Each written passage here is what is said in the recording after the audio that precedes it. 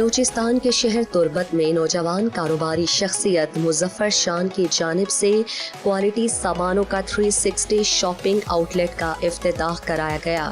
اس 360 shopping centre میں اسٹائلو اور DWD کے برانڈڈ شوز رکھے گئے ہیں، جن میں لیڈیز شوز، گرلز اور بوائز شوز اور دیگر اشیاء، کاسمیٹکس، گھریلو سجاوٹی اسٹیشنری، جیولری، سپورٹس اور جم کے ساز و سامان دستیاب ہے۔